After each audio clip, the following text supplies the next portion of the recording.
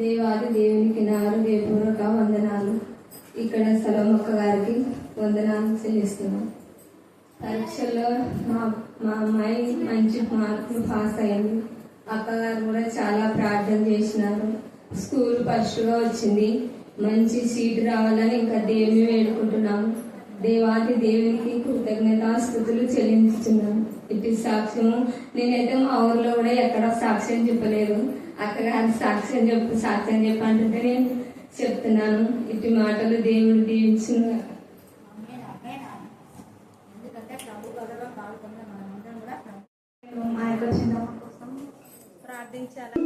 మరి అదేవిధంగా ఇంకా పూర్తిగా తనకి స్వస్థత కలుగులాగన, మంచి ఆరోగ్యం వచ్చేలాగన మీకు ప్రత్యేక ప్రార్థనలో మరి జ్ఞాపకం చేసుకోవాలని కోరుకుంటున్నాను. అదేవిధంగా మా యొక్క తమ్ముల విషయంలో కూడా చెప్పిన్నాను. మరి అది కూడా మరి జరుగులాగన దేవుని ముందుండి కార్యం జరుగులాగన మీ యొక్క ప్రత్యేక ప్రార్థనలో దయతో జ్ఞాపకం చేసుకోవాలని ప్రార్థించిన ప్రతి ఒక్కరికి నాకు వందనాలు చెబుతూ దేవుడు ఇచ్చిన సాక్ష్యాన్ని దీవించి ఆశ్రయించుగా. తండ్రైన నామములో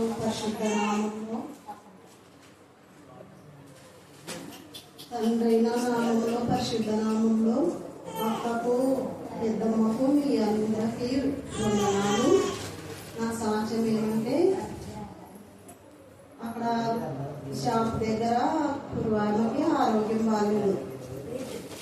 మల్లేశ్వరమ్మ ఆ సినిమాకి పాపం బాగాలేకుంటే నేను రోజు వదిలే మా చూసుకుంటూ ఉంటుంది. ప్రార్థనకు వస్తేటప్పుడు చూసుకుంటూనే ఆయనకి నొప్పి బాధ, ఆయనకి పుండ్లు బాగా 2 ఏళ్ళు పడ్డదట్లా పుండ్లైనవి. నా నొప్పి ఆ తండ్రికే తెలుసు కానీ ఎవరికి తెలియదు.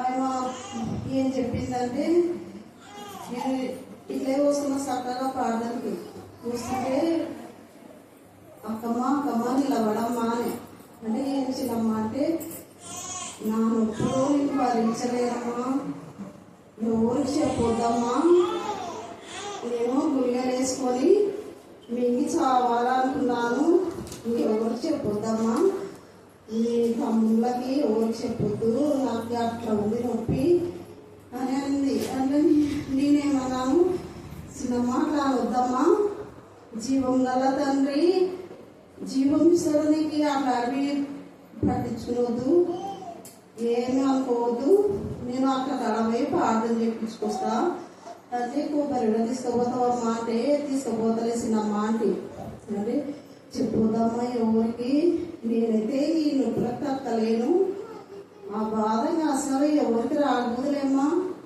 అని ఏడ్చొద్దు చిన్నమ్మ, ఆయన జీవం గల తండ్రి బతికిస్తాడు, ఆయన సమాధుల నుండి లేచి వచ్చిన తండ్రి బతికిస్తాడు చిన్నమ్మ అంటే అవమ్మ అని అంది. అంటే నేను ఇక్కడ వచ్చి అక్కడికి చెప్పి పాటలు చెప్పించినాను. చెప్పించి నూనె తీసుకుపోయిస్తే 2 ఏళ్ళు పట్టేదంతా ఉండేది, ఇప్పుడు సగానికి సగం వచ్చిందట. మేలో మనకి సగం మేలైందని నా మళ్ళీ పిలుచుకొని అడిగింది. నా చిన్న సాక్ష్యాన్ని దేవుడు జీవించుగాక. ఆమేన్ ఆమేన్ ఆమేన్.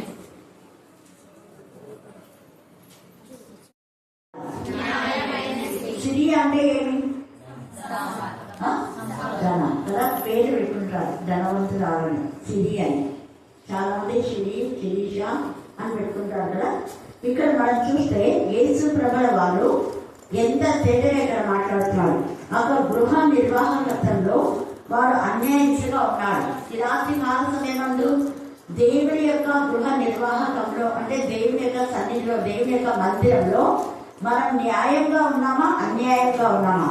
అన్యాయస్తులు వారు దౌర్జన్యంతో, అక్రమంతో, బలత్కారంతో దేవుడి మందిరంలో ఏదో ఒకటి తెచ్చి దేవుడి మందిరాన్ని దోచుకోవాలి అని చూస్తుంటారు. అందుకే అన్యాయస్తులు దేవుడి రాజ్యములకు వారసులు కారని నాకు తెలుసు. ఇక్కడ వీళ్ళు కూడా దేవుడి రాజ్యంలో అంటే ఆ యొక్క గృహ నిర్వాహకుడు తీసేస్తాడని చెప్పి అన్యాయంగా ప్రవర్తించాడు. కానీ తర్వాత వారి అన్యాయం తెలిసి వారి బ్రతుకు చాలా హీనాతంగా. ఇక్కడ 16వ అధ్యాయం 16వ వచనం కీవర్డ్ మీరు బాగా చదవండి. యోహాను యోహాను కాలం వరకు ధర్మశాస్త్రమును ప్రవక్తలను ఉండి యోహాను కాలము వరకు ఏముందంట చెప్పాలా? మళ్ళీ చెప్పాలా? యోహాను కాలం వరకు అంటే ఇంక్లూడింగ్ యేసు ప్రభు చనిపోయి తిరిగి లేచే వరకు, యేసు ప్రభుల వారి పునరుద్ధానం వరకు కూడా అప్పుడు ఏముందంటే ధర్మశాస్త్రం ఉంది. ధర్మశాస్త్రానికి ముందు తోరా అంటే 5 ఖండాలు ఉన్నాయి, 3 భాగాలు. మోషే ఆ యొక్క దేవుడి యొక్క ఆజ్ఞలు ధర్మశాస్త్రం రచించే వరకు కూడా అక్కడ తోరా అని 5 ఖండాలు మాత్రం వాళ్ళు చదువుకునేటటువంటి వాళ్ళు. తర్వాత మలాకి వరకు దేవుడు ఇచ్చేవాళ్ళు. ఆ తర్వాత హోలీ బైబిల్ అంటే అక్కడ తోరా మనకుంది, ధర్మశాస్త్రం అంటే ఇంక్లూడింగ్ తోరాతో అలాగా ఉండి మళ్ళీ కొత్త నిబంధన పాత నిబంధన ఏమన్నారు దాన్ని? కొత్త నిబంధన పాత నిబంధన. కొత్త అని మొదట చెప్తున్నారు, పాత నిబంధన కొత్త నిబంధన అన్నారు. ఏమంటారు చెప్పండి? ఫస్ట్ కొత్త కదా, పాత నిబంధన. ఫస్ట్ పాతదే, కానీ చెప్పేది మాత్రం హోలీ బైబిల్లో దీంట్లో కొత్త నిబంధన ఉంది, పాత నిబంధన ఉంది అంటారు. ఫస్ట్ కొత్త దానికే ప్రాధాన్యత ఇస్తారు. ఎందుకంటే పాతది ఉడికిపోయి అనే మాటలో అంటే అవి పాత వాటినే కొత్త వాటిలో యేసయ్య చేర్చి వాటిని కూడా ధర్మశాస్త్రం యొక్క నెరవేర్పు కిందకి తీసుకొచ్చినాడు. అందుకని చాలా మంది కొత్త నిబంధన చదువుతుంటారు, పాత నిబంధన చాలా తక్కువ. కానీ ధర్మశాస్త్రం ఏం చెప్తుంది అంటే పాపానికి శిక్ష అనేది ధర్మశాస్త్రం చెప్తారు, ఆ శిక్ష నుంచి విడుదల అనేది కొత్త నిబంధన చెప్తారు. కాబట్టి పాపం వలన వచ్చు జీతం మరణం అని ధర్మశాస్త్రం చెప్తుంది. ఎప్పటికెప్పటికీ పాపం చేసిన వాళ్ళకి వెంటనే శిక్ష వచ్చింది. కానీ కొత్త నిబంధనలో యేసు ప్రభు చనిపోయి తిరిగి లేచిన తర్వాత పాపాలకు వెంటనే శిక్ష రాకపోగా మనుషులు గర్వించి అహంకారులై పాపం వెంట పాపాన్ని సమకూర్చుకుంటున్నారు. అంటే అన్యాయం, అక్రమం, దౌర్జన్యం. ఇక్కడ కూడా దేవుని రాజ్యము అనే మాటలో ఇంకొక మాట అర్థం ఏంటంటే ఎక్కడ నీతి సమాధానం ఉంటుంటే అక్కడ ఏమన్నాడు? ఆయన రాజ్యం ఉంటుంది కదా. అంటే దేవుని రాజ్యం అనే మాటలో ఒక సమూహం లేదా దేవుని యొక్క సన్నిధి, దేవుని యొక్క మందిరం. నీ రాజ్యము వచ్చును కాక అని మనం అంటాం, ఆ ప్రార్థన చేస్తాం. పరలోక ప్రార్థనలో యేసయ్య చెప్పాడు దేవుని రాజ్యము సమీపించింది కాబట్టి మీరేం చేయాలన్నాడు? మారు మనసు పొంది పాప క్షమాపణ పొంది బ్యాప్టిజము పొంది. 3 విషయాలు. మొదట మారు మనసు పొందాలి. మారు మనసు వచ్చిన వాళ్ళకే పాప క్షమాపణ ఉండదు. మారు మనసు లేకుండా పాప క్షమాపణ ఉండదు. అంటే ఎవరైనా తండ్రి అయినా దేవుని దగ్గరికి వచ్చి తమ్ముడు తాముగా అక్కడ ఎవరైనా ఎంతైనా తప్పు చేస్తే వాళ్ళు ఎన్నిసార్లు క్షమించాడంటే అతని దగ్గరికి వచ్చి అతని వైపు తిరిగి అది నా తప్పు అని చెప్పినప్పుడు క్షమాపణ. అతని దగ్గరికి రాకుండా అతని దగ్గర ఒప్పుకోకుండా ఊరికే క్షమించు దేవా అని దేవుని ప్రార్థిస్తే క్షమాపణ రాదు. దేవునితో ఒప్పుకోవాలి. ఇన్ ద సేమ్ వే ఎవరి పక్షంగా మనం తప్పు చేసామో ఆ వ్యక్తి వైపు తిరిగి, అందుకే యోగు దగ్గరికి వచ్చారు. అభిమేలకు కూడా అబ్రహాం దగ్గరికి వచ్చి క్షమాపణ కోరుకున్నారు. వ్యవసాయకు దగ్గరికి వాళ్ళ అన్నలు వచ్చి క్షమాపణ కోరుకున్నారు. దావీదుతో తప్పు చేసిన వాళ్ళు కూడా క్షమాపణ కోరుకున్నారు. కొందరు, అందరు కాదు. హల్లెలూయా, హల్లెలూయా. అయితే ఇక్కడ ఏం చేస్తుందంటే ఆ రాజ్యంలో అంటే ప్రతి వాడుంట సువార్త ప్రకటించబడుతున్నది. ప్రతి వాడును దేవుని రాజ్య సువార్త అనే పదం ఎప్పుడైతే వచ్చిందో అప్పుడు దేవుని రాజ్యం మనతో మన మధ్య ఉంది. అదే సంఘం. ఆ యొక్క దేవుని రాజ్యమే నా సంఘంలో ఆయన రాజుగా ఉన్నాడు, మన ప్రజలుగా ఉన్నాం. ఆయన ప్రభుగా ఉన్నాం, మనం ఆయన పిల్లలుగా ఉన్నాం. ఆయన తండ్రిగా ఉన్నాడు, మనం ఆయన కుమార్తెలుగా ఉన్నాం. ఇది అవినాభావ సంబంధం. అయితే ఈ సంబంధంలో ఏం చేస్తున్నా అంటే ఎప్పటి నుండి ధర్మశాస్త్రం ఉన్నప్పటి నుండి దేవుని రాజ్య సువార్త ప్రకటింపబడుచున్నది. ప్రతి వాడును ఆ రాజ్యంలో బలవంతముగా జొరబడుచున్నాడు. ఎలా జొరబడుతున్నాడు? మళ్ళీ చెప్పాలి. అంటే సమాజ మందిరాల్లో బలాత్కారం జరుగుతుంది అని అర్థం. స్వేచ్ఛగా దేవుని ఆరాధించే ఆరాధన లేదు. స్వతంత్రంగా మనకు స్వాతంత్రం వచ్చింది అని ఆగస్టు 15 చేసుకున్నాం, కానీ వచ్చిందా స్వాతంత్రం? వచ్చిందా లేదా? త్వరగా చెప్పండి. ఎస్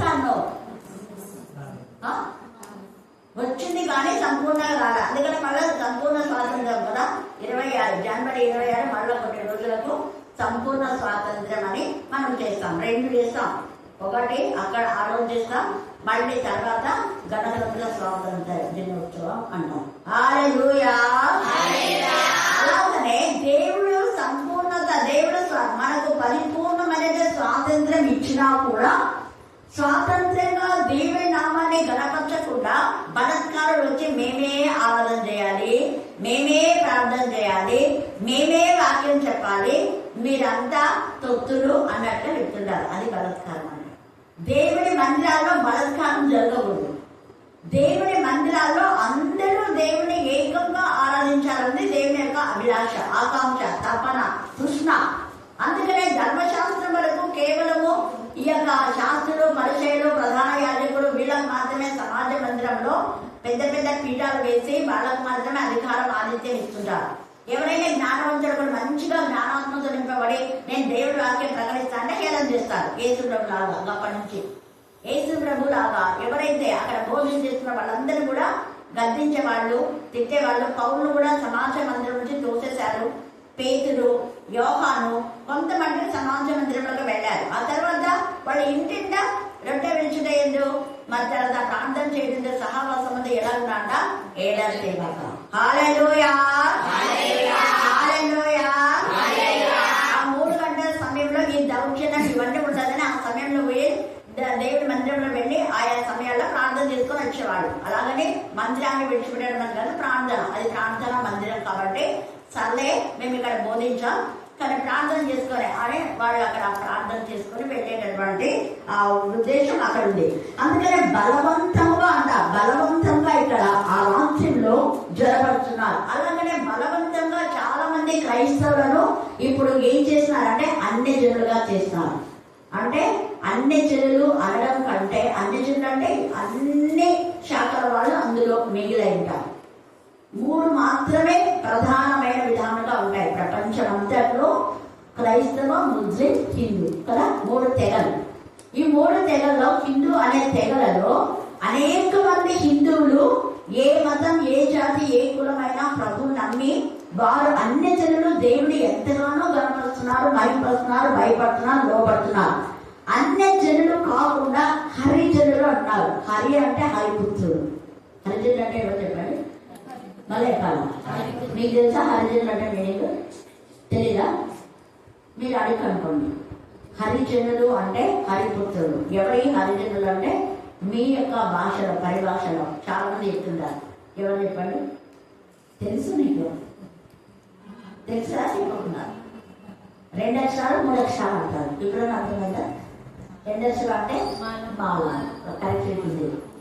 మాదిగా అంటే 3 అక్షరాలు. మీరు 2 అక్షరాలా 3 అక్షరాలు అని అడుగుతుంటారు. నేనంటా నేను 2 కాదు 3 కాదు, నేను 5 అక్షరాలు అంటా. హల్లెలూయా. అంటే క్రైస్తవులం, ఇన్ క్రైస్ట్, క్రీస్తు యేసు సంబంధులము. ఎవరు మనం? క్రీస్తు యేసు సంబంధం. హల్లెలూయా. మరి మనం ఇలాగ బలవంతంగా అనేక మంది క్రైస్తవులను ఇలాగా బలవంతంగా తెచ్చారు. ఎవరు అంటే చాలా మంది అప్పుడంతా క్రైస్తవులుగానే ఉన్నారు. కానీ క్రైస్తవులుగా ఉన్న వారిని ఎందుకు బలవంతం చేసి ఈ హరిజనులుగా చేశారంటే ఉద్యోగాల కోసం, మీకు లోన్లు ఇస్తాం, అవిస్తాం, ఇవిస్తాం, ఏసే రాజ్యాన్ని కూలగొట్టడానికి, ఏసే రాజ్యాన్ని నాశనం చేయడానికి, యేసు ప్రభు బిడ్డలని మీరు చెప్పుకోకుండా ఉండాలని వీళ్ళంతా క్రైస్తవులు అయిపోతున్నారు. మరి మా హిందువులంతా తగ్గిపోతారు అన్న ఈర్షతో, జలసితో ఇప్పుడు అనేక మంది దైవజనులు చంపేయడానికి టాపిక్ కూడా అదే. కానీ ఎంతమంది చనిపోతే అంతకంటే ఎక్కువ మంది దేవుడు క్రైస్తవం తయారు చేస్తున్నారు. ఒక గింజ చచ్చిపోతే ఎన్ని గింజలు ప్రొడ్యూస్ చేస్తుంది చెప్పండి? అనేక, అన్కౌంటబుల్. మీరు అనుకున్నారు మేమంతా కూడా క్రైస్తవ్యాన్ని తగ్గిస్తున్నాం అనుకున్నారు. కానీ క్రైస్తవం పెరిగిపోతుందే కానీ ఎప్పటికీ తరగదు.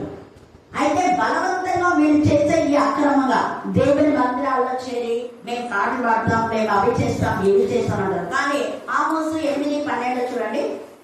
బలవంతంగా అంటే కొన్నిసార్లు సంఘం వద్దన్నా కూడా లేదు చేద్దాం, ఇది చేద్దాం, అది చేద్దాం అంటుంటారు.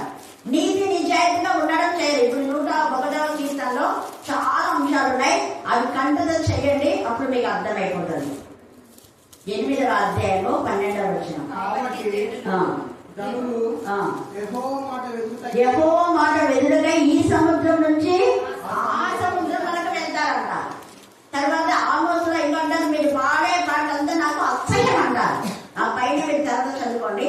అలాగే ప్రకటన 18లో కూడా మీరు అనుకుంటున్నారు బాగా మేము దేవుడిని ఆరాధిస్తున్నామని, కానీ బలవంతాన మీరు పాటలు పాడి బలవంతాన ప్రజలను వినండి వినండి వినండి అని వినిపించడం కాదు. బలత్కారం వద్దు, ఇష్టపూర్తిగా దేవుని సన్నిధికి వచ్చే వాళ్ళు కావాలి. పూర్ణాత్మతో, పూర్ణ మనతో, పూర్ణ బలంతో, పూర్ణ శక్తితో ఎవరు ఆరాధిస్తారో వాళ్ళు దేవుని సిరిని కలిగి ఉంటారు. వాళ్ళ అన్యాయపు సిరిని సంపాదించుకోరు. వాక్యం మన హృదయంలో ఉన్నప్పుడు వాళ్ళు అన్యాయం చేయజాలరు, వాళ్ళ పాపం చేయజాలరు, భద్రం చేసుకుంటారు. తర్వాత దుష్టుడు కూడా వాడిని ఉంటాడు. అంటే వాక్యం ఉండేవాళ్ళు ఒకరిని నాకు వద్దు అనుకుంటారు, కానీ ఎంతసేపు వాళ్ళని దోచుకొని వాళ్ళు అడగకుంటే ఇవ్వకుండా ఉందాంలే అనే చెడ్డ ఆలోచన రాదు. వాళ్ళు అడిగినా అడగకపోయినా ఇది వాళ్ళదే ఇచ్చేద్దాం. అది దేవుని పిల్లల లక్షణం. హల్లెలూయా, హల్లెలూయా, హల్లెలూయా. అందుకే ఇక్కడ 16వ అధ్యాయంలో 8వ వచనంలో అన్యాయస్తుడైన గృహ నిర్వాహకులు యుక్తిగా నడుచుకునేనని వారి యజమానులు మెచ్చుకున్నాను. అంటే మెచ్చుకున్నా కూడా వారి యొక్క బ్రతుకు అధ్వానం. అంటే దీని అర్థం ఏంటి? వెలుగు సంబంధుల కంటే ఈ లోక సంబంధులు ఈ తరంను బట్టి ఎలా ఉన్నాడ యుక్తి పడతాయి. అంటే ఈ తరపు వారిని దేవుడు మెచ్చుకోవడం, అదే అక్కడ విన్నారు. మేము అతను మెచ్చుకోవచ్చేమో, ఆ యజమానుడు పైగా అలా అంటాడు, తర్వాత మళ్ళీ భక్తుడు ఎంత పనికి మాత్రమే అంటాడు. ముఖస్థుతి కాదు. అంటే యాక్చువల్ గా వాళ్ళకి యుక్తిమంత పనులు చేసిన వాడు చేసిన చెడ్డ పని అయినా కూడా వాళ్ళ యుక్తిగా ప్రవర్తించాలి కదా అని అంటాడు. అలా ఇది నిజంగా అది మెచ్చుకున్న విధానం కాదు అక్కడ. అయితే అంటున్నాడు కదా, మీరు మరి వెలుగు సంబంధులుగా ఉన్నారా, లోక సంబంధులుగా ఉన్నారా? లోక సంబంధులు ఎంతసేపు అక్రమం, అవినీతి, అన్యాయం ఇదే కావాలనుకుంటారు. అక్రమమైనటువంటి ధనము మిమ్మల్ని ఏం చేస్తుంది? అదేంటే అక్రమమైన మార్గంలో నడిపించి సక్రమ మార్గంలో నడవకుండా సక్రమమైన మార్గంలో నడిచే వాళ్ళని కూడా నడవకుండా చేస్తారు. ఇది లోక సంబంధుల యొక్క క్యారెక్టర్ ఏంటంటే, వెలుగు సంబంధాలు అలా కాదు. వెలుగు సంబంధాలు తాము వెలుగులో నడుస్తూ లోక సంబంధాలను వెలుగులోకి నడిపించాలని వాళ్ళ యొక్క తాపత్రయం ఉంటుంది. కాబట్టి ఈ రెండింటి మధ్య చాలా మంది ఇరగాటంలో పడుతున్నారు. ఈ రాత్రి కాల సమయమందు మనం దేవుడిని, సిరిని ప్రేమించాలి. సిరి అంటే దైవికమైన సిరి దేవుడు ఇష్టపడతారు. దేవుడి చేత ఆశీర్వదించబడే సిరి మనకి ఎంతైనా ఉండాలి. ఎందుకంటే మనం రాజకుమార్తెలం కాబట్టి ఎప్పుడు మనం బిగారిగా మనం ఒకరిని యాచించే వాళ్ళగా ఉండాలని దేవుడు కోరాడు. దాన్ని కూడా కోరాడు. దావీదు ఎంత పెద్ద ఇచ్చో. అయితే ఏమన్నాడు అక్కడ?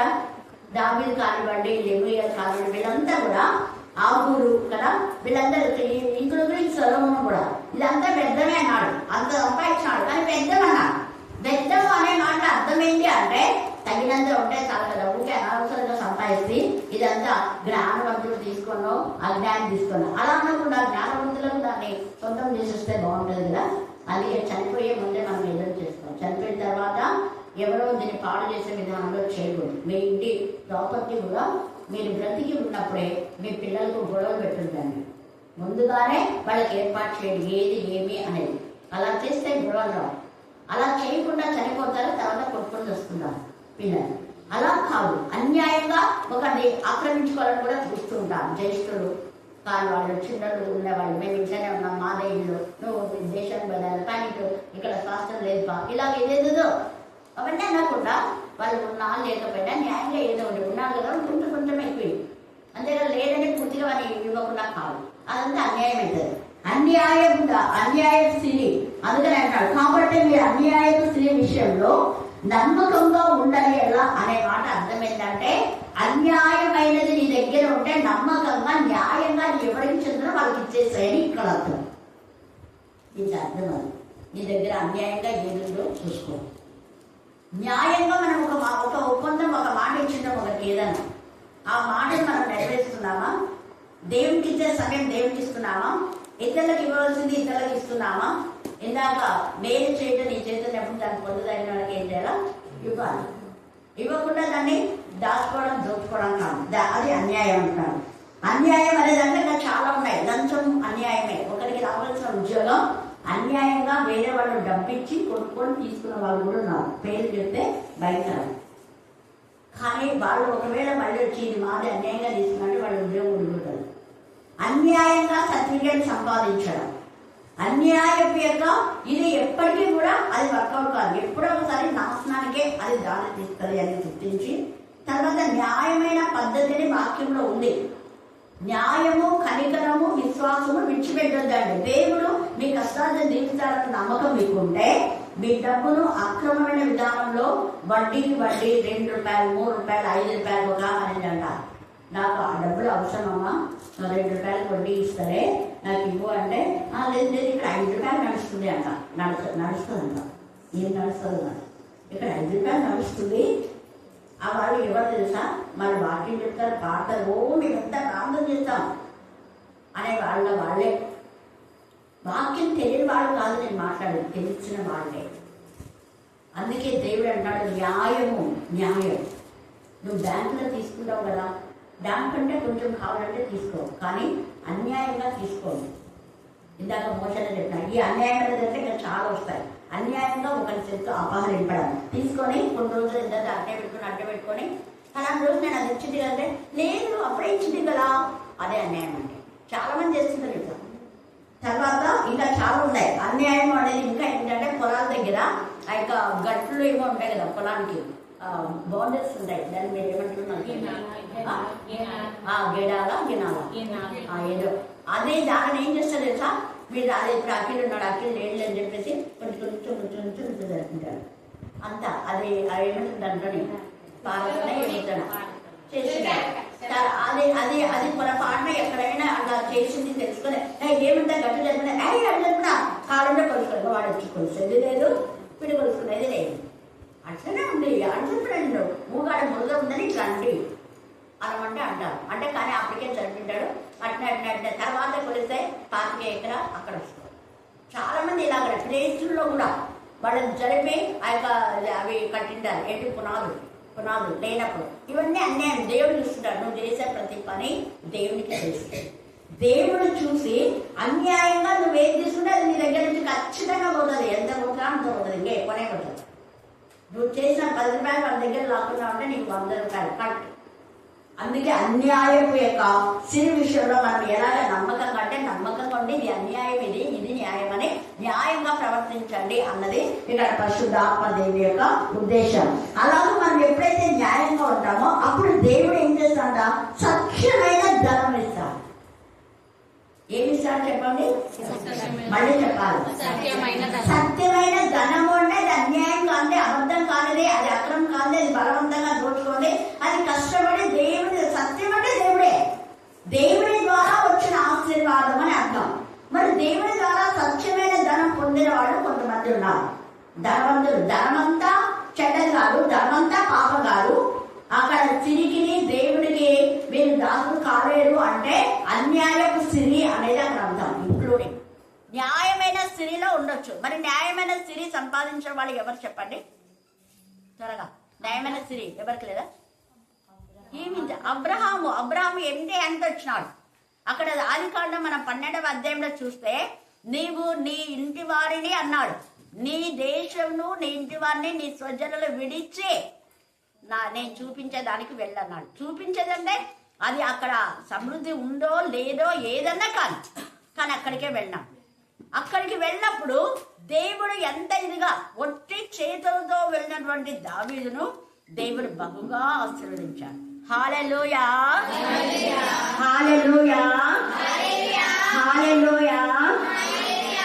ఇక్కడ నేను వెళ్తున్నాను కదా అని వాళ్ళ దగ్గర నుంచి అన్ని దోచుకొని వెళ్ళలేదు. ఒట్టి చేతులతో వెళ్ళాడు. సమృద్ధిలోకి దేవుడు నడిపించాడు. అతని యొక్క ఆస్తి ఎలాగంటే అన్నదమ్ములు కలిసి నివసించలేనంత అంట. చూడండి, ఒక ఊరుకు ఆ ఊరే వీళ్ళదైపోయింది అని అక్కడ అర్థం. ఆ ఊరిలో వీళ్ళే ధనవంతులు. పశువులు 300 మంది ఆయన దగ్గర పనివారు ఉన్నారంటే ఎంత ధనవంతులు చూడండి. 300 మందిని పోషించేటటువంటి అబ్రహాం ఒట్టి చేతులతో దేవుని యొక్క నామమును కనపరచడానికి విశ్వాసంతో, అందుకే నమ్మకం, న్యాయం ఉండాలి, కనికరం ఉండాలి, నమ్మకం ఉండాలి. కనికరంతో అయ్యో ఇది వాళ్ళదే, మనం వాళ్ళకి ఇచ్చాడు, అయ్యో వాళ్ళు మాకు ఇచ్చినారు కదా, మనం కూడా వాళ్ళకి ఇద్దాం. ఉందా మరి ఆలోచన? ఎంతసేపు తీసుకునే ఆలోచనే ఉంటది, కానీ ఇచ్చే ఆలోచన రేర్, చాలా తక్కువ. అందుకనే మనం ఏం చేస్తున్నాం అంటే పొందుకోలేకపోతున్నాం. అన్యాయం సిరి ఉంది కాబట్టి అన్యాయమే జరుగుతుంది మీకు కూడా, కానీ న్యాయంగా ఉండే మీకు న్యాయం జరుగుతుంది. ఇంతే కదా. న్యాయంగా అబ్రహాం వచ్చాడు, నా ఆస్తి నాకు ఇవ్వు, నేను వెళ్ళిపోతున్నా అని చిన్న కొడుకులాగా అన్నా, పెద్ద కొడుకులాగా అలిగిపోలే. దేవుడు చూపించింది చేశాడు. అలా చేయడం ద్వారా దేవుడు సమృద్ధిగా ఇచ్చాడు, ఎప్పుడు తక్కువ చేయడు. అలాగే శిష్యులు కూడా అన్ని వదిలిపెట్టొచ్చి, ప్రభు మేము అన్ని విడిచిపెట్టి వచ్చాం కదా, మరి మా మాట మాకేంటి అంటే ఏమైనా తక్కువైందా అంటే ఏం తక్కువ కాదు, సమృద్ధి. అలాగే ఇస్సాకు మహాకరువులో 26 ఆదికాండంలో 100 పంట దేవుడు ఇచ్చాడు. మహాకరువు అందరికీ కరువు ఉంది, కానీ ఇస్సాకు కరువు లేదు. కారణం న్యాయమైన సిరి, సత్యమైన ధనం దేవుడిచ్చాడు. సత్యము, వాక్యమే సత్యం. సర్వ సత్యంలోనికి మనం నడిపిస్తుంది, మనం పాపం చేయకుండా కాపాడుతుంది, భద్రపరుస్తుంది. మన దుష్టుడు మనం ముట్టకుండా. అన్ని చేలల్లోకి గొంగళి పురుగులు, మచ్చ పురుగులు ఏమేమో వచ్చి కరువు వచ్చేసింది, కానీ వీళ్ళ చేతిలోకి గొంగళి పురుగు రాకుండా దేవుడు ఆజ్ఞాపించాడు. అది నీ రక్తం ప్రోక్షించిన పొలం పోవచ్చు. 100 పంట, మళ్ళీ తక్కువ కూడా కాదు. అలాగనే యాకోబు వాళ్ళమ్మ పంపించగానే ఏం లేదు, వట్టి చేతులతో వెళ్ళాడు, కానీ ఎంత సంపాదించుకున్నాడు. దేవుడు చాలా ఇచ్చాడు. నేను గొర్రెల ఆస్తి చాలా ఉంది అన్నయ్య, నువ్వు తీసుకో ఇదేం చెప్పేసి కొంత వాళ్ళ అన్నయ్యకి ఇచ్చాడు కూడా. ఎంత గొప్ప కృప! ఏం తీసుకున్నాడో అది ఇచ్చేసాడు. ఇది వద్దు, ఇది అన్యాయంగా నేను తీసుకున్నాను నీ దగ్గర, అన్యాయంగా నీ దేశంతో తీసుకున్నా, యాక్చువల్గా ఇదంతా కూడా నీదే చెప్పాలనుకుంటాయి, కానీ నీకు ఉందన్నావు కాబట్టి ఇది తీసుకో. నాకు కూడా దేవుడు ఆస్వాదించినాడే అన్నాడు యేసయ్య. కారణం పశ్చాత్తాపం అన్నాడు. పశ్చాత్తాపం ద్వారా ఉన్నది ఉన్నట్టుగా దేవుని ఒప్పుకుంటే సత్యమైన ధనము, న్యాయమైన సిరి దేవుడు మనకి. ఆ సిరి ఎప్పుడు మనల్ని వదిలిపోదు, ఇదైతే వదిలిపోతుంది. అన్యాయం సిరి నిన్ను వదిలిపోతుంది, కానీ న్యాయమైన సిరి నీతో పాటు ఉంటుంది. అంటే ఇక్కడ ఉంటుంది, అక్కడ ఉంటుంది న్యాయం. న్యాయం ఇక్కడ నిన్ను ఆశ్రది, ఇక్కడ ధనవంతులుగా ఉన్నాడు అబ్రహాము. పరలోకంలో కూడా ధనవంతులైన అబ్రహాము రొమ్మున ఎవరున్నారు? పేదవాళ్ళు. అంటే ఆయన కూడా ధనవంతులైనాడు. హల్లెలూయా, హల్లెలూయా, హల్లెలూయా. అంతవరకు అబ్రహాము గుర్తు రానటువంటి ఆ ధనవంతుడికి నా తండ్రివైన అబ్రహాం అప్పుడు బతికొచ్చింది. కానీ ఆయన తండ్రి అని మనం పిలిస్తే ఆయన పిల్లలు విశ్వాసం మూలంగానే జీవిస్తారు. విశ్వాస సంబంధులే అబ్రహాం యొక్క సంతతి. అబ్రహాంకున్న విశ్వాసం నీకు నాకుండే, అబ్రహాంకున్న సిరి నిన్ను వెతుకుంటూ వస్తుంది. నువ్వు సిరిని వెతుకొని అవసరంగా, నువ్వు ధనం పెట్టే ప్రాబ్లం అవసరం. ధనాపేక్ష అస్సలు ఉండకూడదు. ధనాపేక్ష అన్న ఆలోచన తమస్సులో లేనప్పుడు ఆ ధనమే నీ దగ్గరకు వస్తుంది. నువ్వు దాని దగ్గరికి ప్రాకులు ఆడిపోవడం అవసరం, అదే నిన్ను వెతుకుంటూ వస్తుంది. పరిశుద్ధత ఎప్పుడైతే మనలో ఉంటుందో పాపం నీ నుంచి అదంతా కదే దూరం అయిపోతుంది. వెలుగు బిడ్డగా నువ్వు ఎప్పుడైతే ఉన్నావో అదంతా కదే చీకటి పారిపోతుంది. మనం స్విచ్ ఆన్ చేస్తే చీకటి పో అంటామా? చీకటి పోని అను. స్విచ్ ఆన్ చేస్తేనే వెలుగు వచ్చేసరి చీకటి దానంతా కదా పారిపోతుంది. హల్లెలూయా, హల్లెలూయా. అలాగే మనం వెలుగు బిడ్డలుగా లేకుండా, వాక్యంతో నింపబడకుండా, వాక్యం మనం కప్పివేస్తే, స్విచ్ ఆన్ చేయకపోతే చీకటిని వెతుకుంటూ వస్తుంది. నువ్వు చీకటిలోనే ఉంటావు. చీకటిలో ఏం జరిగేదో ఏం తెలియదు. వెలుగులో అన్నీ తెలుస్తాయి. వెలుగులో ఎక్కడ ఏది ఉంటే అన్నీ మనం తెలుసుకోగలుగుతాం. అందుకనే వెలుగు సంబంధాలుగా మనం ఉండాలి. అన్యాయపు స్థితి మనకొద్దు, న్యాయమైన స్థితిని మనం సంపాదించుకున్నాం. న్యాయమైనది జీవితంలో మనం ఉంటే ఆ ధనమే, ఆ స్థిరే మనం వెతుకుంటూ వస్తాయి. వాక్యంతో మనం నింపబడితే రోగం నిన్ను విడిచి వెళ్ళిపోతుంది. హల్లెలూయా, హల్లెలూయా, హల్లెలూయా. అందుకే ఇక్కడంతా కూడా మీరు ఇక్కడ చదువుకోండి, మనకు టైం లేదు కాబట్టి క్లుప్త వివరణ ఇవ్వడం జరిగింది. నీతి మంతుల యొక్క మరి మార్గంలో వాళ్ళ వెలుగు తేజరిల్లుతుందంట. మన నీతి మంతుల మార్గంలో ఉన్నామా, అనీతి మంతుల మార్గంలో ఉన్నామా అని పరిశీలన చేసుకొని మన దేవుడికి విరోధమైన విధానంలో వచ్చి మన చుట్టూ ఉండాలి. బలత్కారులు, బలవంతంగా ఏదేదో చేస్తున్నాం. మనం అలా కాదు. మనం పూర్ణ ఆత్మతో, పూర్ణ బలంతో, పూర్ణ శక్తితో, ఇష్టపూర్తిగా, విశ్వాసంతో, ప్రేమతో, పరిశుద్ధతో ఎప్పుడెప్పుడు దేవుని సన్నిధికి వెళ్ళాలని పూర్ణ హృదయంతో, ఆశతో, ఆసక్తితో, అపేక్షతో, తపనతో, తృష్ణతో ఆయన వాక్యం వినాలి, చదవాలి, చెప్పాలి, ధ్యానించాలి, ఆ ప్రకారం నడవాలి, జీవించాలి. దేవుడు లేఖన భాగం దీవించి ఆశీర్వదించాక. ఆమేన్, ఆమేన్ అని చివరి ప్రార్థన.